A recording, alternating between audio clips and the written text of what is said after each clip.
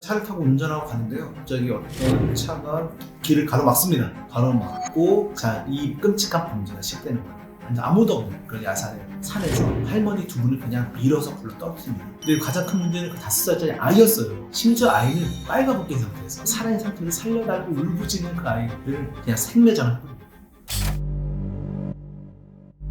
네, 오늘 제가 준비한 사건은 바로 양평 일가족 생매장 사건입니다.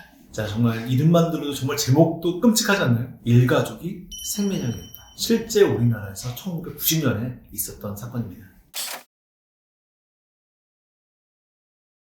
이 사건은 어떤 한 차에 일가족이 타면서부터 시작합니다. 이 가족은 친척의 결혼식에 가게 돼 있었어요. 그 차에 탄 사람은 류모 씨라는 분이 있고요. 그리고 6살짜리 아이, 그리고 거기에 이제 할머니 두 분이 같이 타셨습니다. 그래서 4명의 가족이 일단 차를 타고 쭉 가는 과정에서 있었던 일이에요. 그러다가 차를 타고 운전하고 가는데요. 갑자기 어떤 차가 길을 가로막습니다. 가로막고 이 끔찍한 범죄가 시작되는 거예요. 범인들은 총 4명인데요. 그 4명들이 내려서 이분들을 납치합니다. 납치하고 강도를 해요. 그런데 이 범인들은 과거에 바로 직전에 범죄를 또 저지른 적이 있거든요. 바로 신혼부부 납치 사건이었습니다. 그래서 강릉에서 신혼부부를 납치를 해서 현금을 빼앗고 거기에 야산에다가 그냥 밧줄을 묶어놓은 그런 사건이 있었어요. 그 사건을 먼저 저지르다 보니까 우리의 얼굴을 아는 사람 피해자들을 살려두는 게 맞나? 이런 생각을 하고 있었던 찰나였습니다. 하필 그 타이밍에 그 일가족 차를 딱 막아 성게 된 거죠. 그래서 이 일가족들을 다 이제 폭행을 하면서 현금을 빼앗고요. 그 다음에 증거를 완전 없애기 위해서는 피해자를 그냥 살해하고자 합니다. 산골에, 완전 산골이죠. 산에, 완전 아무도 없는 그런 야산에, 산에서 할머니 두 분을 그냥 밀어서 굴러 떨어뜨립니다.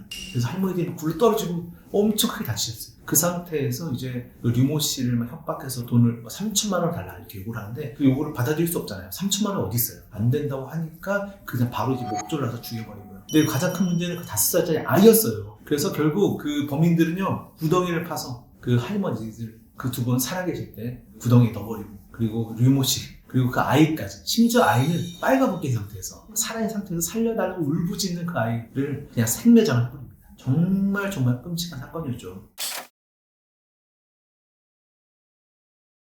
범인 4명의 범인들을 검거할 때, 그 당시가 바로 범죄와의 전쟁이 한참이던 시기였습니다. 그게 거의 이제 시작되자마자 벌어진 사건이거든요. 그 당시 경찰들이 총도 있었어요. 지금은 우리가 총복이 어렵잖아요. 근데 그때는 범죄와 전쟁이라고 해서 총기도 좀 자유롭게 사용할 수가 있었습니다. 그래서 이 사건이 발생해서 이 범인들을 검거할 때 실제로 실탄이 사용돼요. 그러다가 범죄자 중 한 명이 가슴에 총을 맞고 그 다음날 사망한 채로 발견이 됩니다.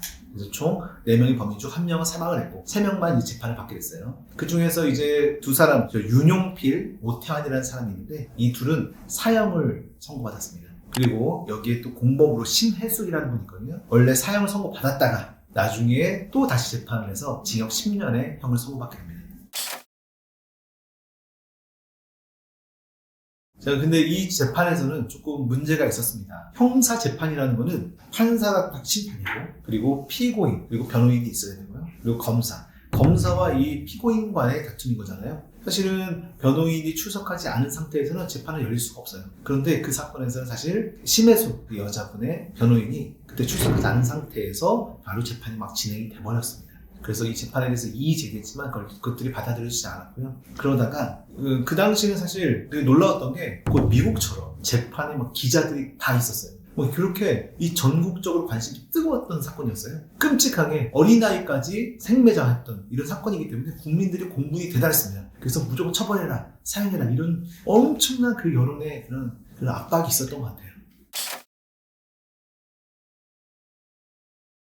그 당시 그 심혜숙이라는 그분, 그때 당시 21살인데, 21살 그 여성의 인생이 파괴됐다는 식으로 글을 올렸습니다. 그게 상당히 논란이 됐었는데요. 그런데 어쨌든 그 변호사님의 기고문에도 생각해봐야 될 문제들이 있을 거라고 생각합니다. 이 지금 4명의 범죄자들이 강도와 살인까지 모의를 하고 같이 범행을 실행했기 때문에 4명 다 사형이 되는 건 맞아요. 그런데 끝까지 이 여성분은 내가 강도에는 공모했지만 살인에는 가담하지 않았다는 걸 계속 주장했거든요. 근데 이제 저는 확신할 수는 없지만 그 생매장하러 가는 길에 결국은 그 아이를 옆에 데리고 있었던 거는 심혜숙 양이었거든요. 그래서 어찌 보면 이 살인이 될 거라고 이미 다 알고 있는 상태에서 범행에 가담한 게 아닐까 라는 생각도 들게 됩니다. 그래서 이게 논란이 된 거예요. 명확하게 누군가가 맞다 틀리다라고 얘기할 수 없지만, 다만 여기서 그 가장 큰 문제는 피해자 분들은 변호사님의 기고문을 보고 굉장히 기분이 안 좋았을 것 같긴 합니다.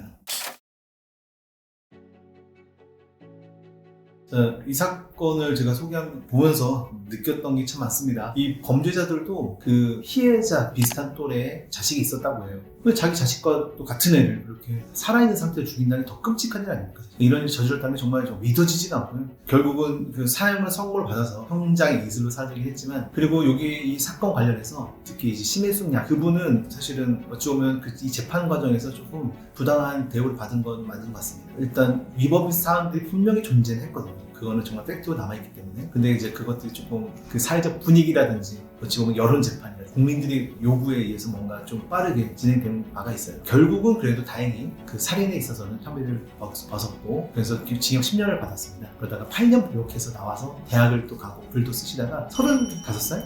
네, 되게 젊은 나이에 새로 나와가셨거든요. 암으로 돌아가셨어요. 그러니까 어찌 보면 참 그분 인생은 또 어떨까 생각이 들었어요. 왜냐하면 그 신혜숙이라는 분은 이 범죄자 이상준이라는 분과 나이트클럽에서 부킹 한번 했다 사귀거든요. 그러다가 이제 사귀게 된 거예요. 사귀어 봤더니 알고 보니까 남자친구가 죽은 거잖아요. 몰랐던 거죠. 그래서 그 전과자 그 친구들과 어울리다 보니까 이런 사건에 휘말리게 돼버렸던 거예요. 안 됐다 이런 생각도 드는, 정말 여러 가지 복잡한 감정이 드는 사건이라고 볼 수 있습니다. 그래서 어쨌든 제가 이런 사건들을 이렇게 소개하고 다시 들여다보면서 이런 과거의 이런 사건들을 보고 이때 있었던 여러 가지 일들을 우리가 반성도 하고 하면서 좀 더 앞으로 나아가야 된다고 생각을 합니다. 자, 그러면 사건 X8 여기서 마치도록 하겠습니다.